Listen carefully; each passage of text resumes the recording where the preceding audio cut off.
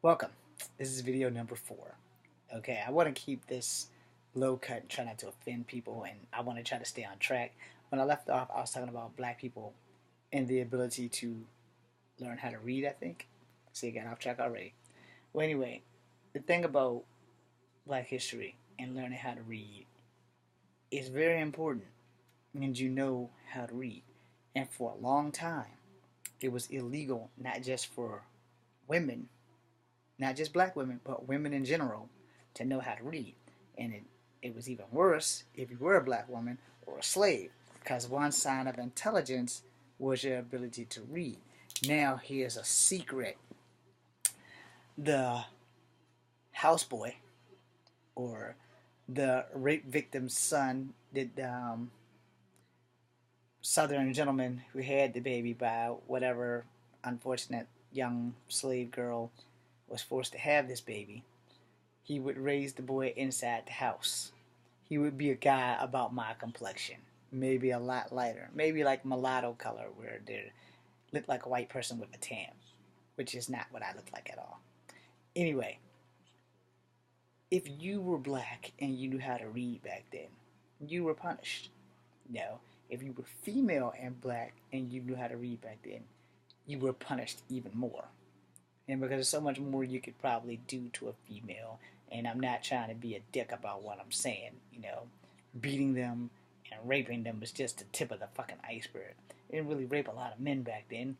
You don't want to fuck a man's mind up when you want him plowing those damn cornfields when the horses are dead.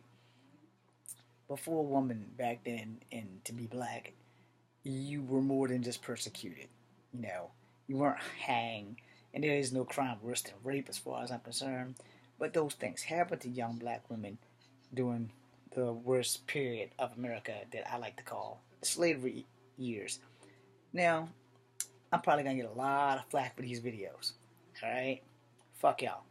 It happened. Deal with it. I said it. I had the balls to say it because somebody had to. Alright? The thing about being bold, there's a time and a place to be bold, and there's a time and a place to not be bold. But back then, there was never really a time to be bold unless you were jumping on the Underground Railroad. All salute to Harriet Tubman, and then all salute to Rosa Parks, because she became the modern day Harriet Tubman when she refused to get off that damn seat. So, there are a lot of historical figures that you young people of color need to understand. You also need to read about them.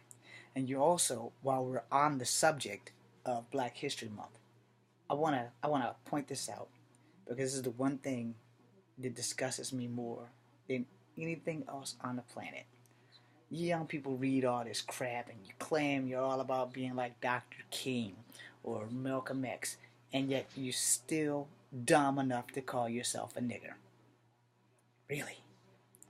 You're really dumb enough to call yourself a nigger after all these people done bled and still bleed in the afterlife, looking down at you because you make their deaths be in vain by walking around the way. Hey, nigger, what's up, nigger? How you doing, nigger?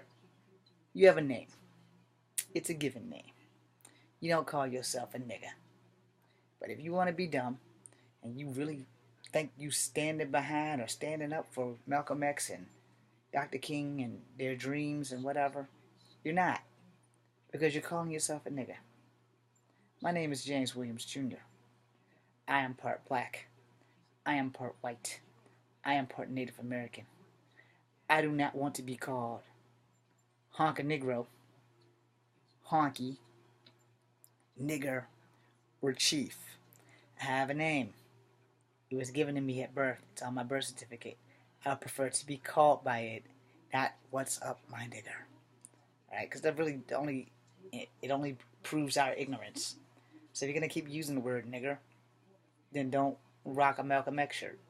Gonna use the word nigger, don't talk about the I have a dream speech. Gonna use the word nigger, stay at home. Because no one really wants to hear that shit. You can't get a professional job and be up on there, what's up, my nigger? That's not professional etiquette. Hey, Sean, how you doing? Good day. Yes. Now, you want to learn about Black History Month? Let me tell you about Black History Month. It was hard. It was cruel. And there are things that happen that we acknowledge and that we don't acknowledge. So when you are learning Black History Month, first off, don't let it change you. Don't let it change who you are. Don't let it change your temperament towards your friends, because it will. Happened to me. I'll be honest about it. Happened to me. And I got over it real quick by the time I got to high school. I was bullied about so many other things, especially my race. You know, lots of people don't even know that they're not all the way black. You know, and that's the thing about America. If you're black, I can pretty much guarantee you there's some white in you somewhere, or there's some Native American in you.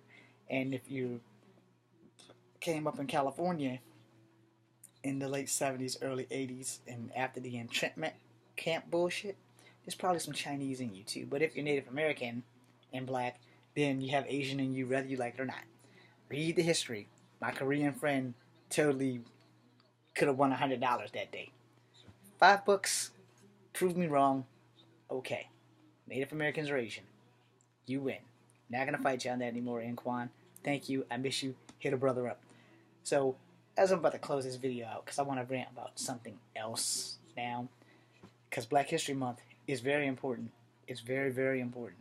Because, like I said in the beginning of the other 2 or 3 videos that I've done, if you don't know where you're going, because you haven't learned from where you have been, then we're doomed to keep failing.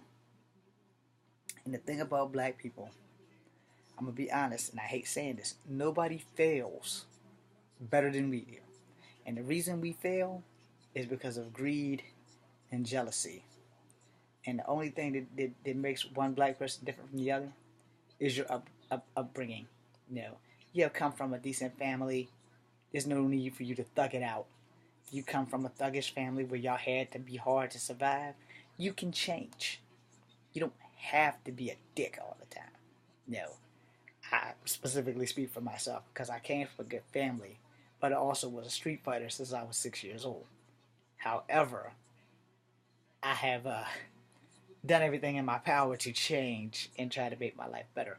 I never started a fight though. I've always finished them. I've never started them. And most of the time, the only person ever beat my ass in my entire life has been my big sister. So, you know, Black History Month means a lot to me for the simple fact that you learn if you're willing. But what you learn, you have to learn what to take away from it and how to deal with it, and what to not take away from it and how to not deal with it. The thing about learning, though, is that learning works for those who are willing. Learning does not work for those who are not willing. And if you're not really willing to learn, then you walk away with nothing. But if you really want to know about Black history, there are Black history books in libraries. Yes, I think they still exist. And if they don't, damn it, Google it. You know, Google Black history. If you can Google Greek mythology, you can Google Black history. I prefer that you actually get off your ass, get away from a tablet, and go get a real, actual breathing book. Now, well, they don't really breathe, but for whoever's listening, you might be dumb enough to believe that. Go get a book. It will take you to places that you have never, ever been before. And if you're gonna do stuff, sometimes, just sometimes, reading a book could be the only answer. So, in the next 90 years, when they try to obsolete libraries, I hope that there's some young person like me who will stand up for books. I don't care if they stand up for comic books, soap operas, magazines like Ebony and Jet and whatever the hell else is out there. I really don't read those books. I don't really read any magazines outside of comic books. I do read the newspaper. Now, I don't Google the newspaper. I actually get a newspaper and read it, especially on Sunday, because Sunday fundies are always going to be the baddest thing in the books. So, you know, you need to read about Black history. So if you can find a biographical novel of Malcolm X and his bout with the Muslims and how he fought for oppression or against oppression or whatever the hell are words I'm looking for our black people. And if you look at how Dr. Martin Luther King Jr.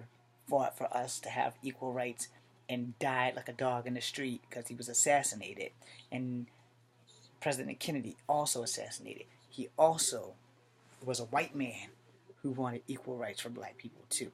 That's why the Kennedys are so popular, because they weren't the ordinary family that didn't give a damn. They were probably the best white family on the planet, and basically they were American royalty because they had heart for every nationality on this goddamn hunk of America. So, if you're going to learn about history and you're going to learn about black history, learn who died for you to have the right to have this computer that you're watching me on. Learn who died for you to be called by your name and not some slang, stupid ass insult. And if you get a dictionary, nigger says ignorant person. It could be a black person, it could be a white person, it could be an Asian person. Okay, that is true.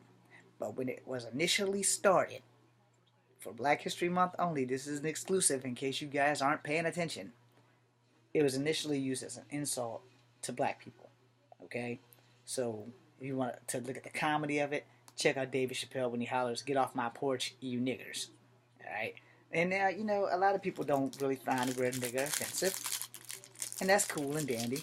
Just like you won't find me being rude enough to eat these Smarties right in front of you, because I'm going to do that while I'm talking. That's rude.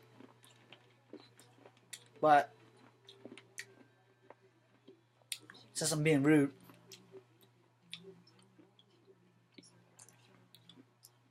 nigger isn't the only word used to insult people. And if you watch the Jeffersons, I don't know how or why the human race can't just be humans without being too human. George Jefferson used to call white people honky, which made us just a step beneath white people for calling them that. Alright? And same thing with calling them crackers and stuff like that. Or loaves of bread. Anything that's insulting to anybody's race is basically a form of racism. And if you want to be like Martin Luther King or Malcolm X or Carver, or anybody in history that has done something totally amazing to benefit our people, let's stop with the name calling first. I don't want to be called chief. I know I look more Native American than I look black, but I don't want to be called nigger either. I sure as hell don't want to be called honky. So while you're brushing up on your Black History Month, think about the other side. Think about the people you're reading about. Think about the people who have died for you not to be called a nigger. And some of those people, they were white people too. Black History Month is American history. It is mostly celebrated in February.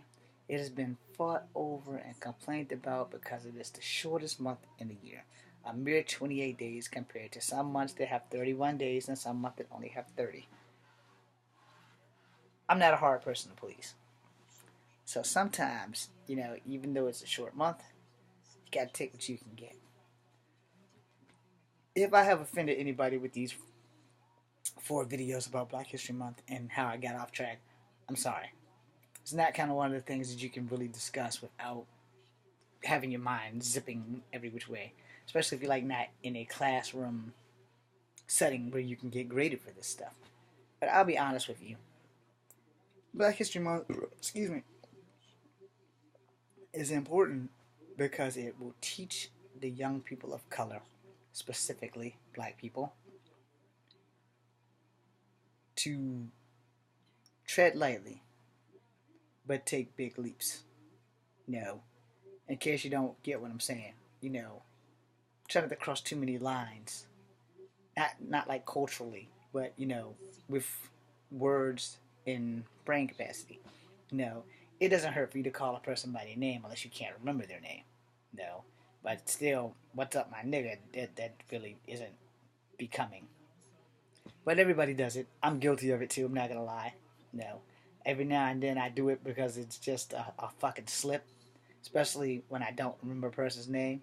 I mean, I cuss more than I use that word, but cussing I can work on. Nigger I should not even have in my thought process to use that word for any means necessary. Because it's just downright degrading and assaulting. It's kind of like giving somebody the middle finger and they receiving the middle finger, not knowing that you sprang it and it's got tape on it. Sometimes what we perceive isn't always what we perceive, and then we get mad about it. So this is the final video on Black History Month ranting and comic heroes and stuff. Because I've just made the 15:05 mark. Later. Uh oh.